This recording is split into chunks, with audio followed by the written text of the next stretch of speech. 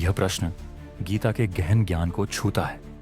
भगवान श्री कृष्ण ने अर्जुन को यही समझाया है कि अपने कर्मों को पूरी निष्ठा और ईमानदारी से करना चाहिए, लेकिन फल की इच्छा से मुक्त होकर।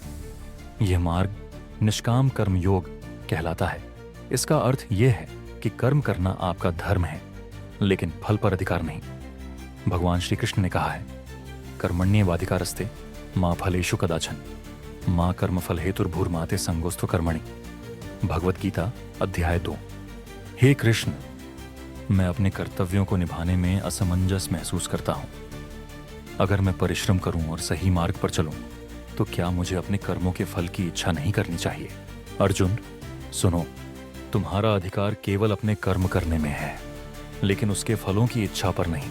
लेकिन हे केशव, यदि मैं परिणाम को ध्यान में न रखूं, तो फिर मेरे प्रयास का क्या महत्व रहेगा? प्रिय पार्थ, परिणाम की इच्छा तुम्हारे प्रयासों को कमजोर करती है। जब तुम केवल कर्तव्य का पालन करते हो और फल की इच्छा से मुक्त रहते हो, तभी तुम सच्ची शांति और संतोष का अनुभव करोगे।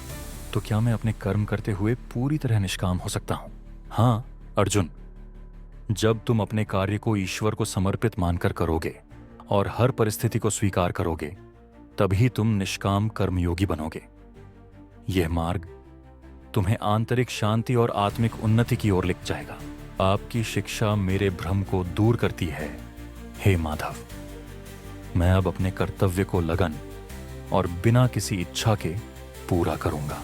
ऐसा ही हो अर्जुन, कर्म करो, लेकिन फल की इच्छा छोड़, क्योंकि यही तुम्हारी आत्मा को मोक्ष और शांति की ओर ले जाएगा। इसका अर्थ है, आपका अधिकार केवल कर्म करने में है, फल पर नहीं। आप कर्म के फल के लिए कारण मत बनिए और न ही अकर्मण्यता, कुछ न करना में आसक्त होइए। यह दृष्टिकोण जीवन को सहज और शांतिपूर्ण बनाता है, क्योंकि फल की चिंता से मन विचलित नहीं होता।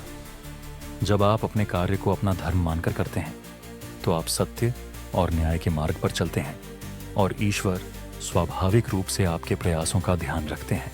बच्चों, जब भी हम परीक्षा की तैयारी करें, भगवत गीता के इस महान श्लोक को याद रखें, कर्मण्येवाधिकारस्ते मा फलेषु कदाचन।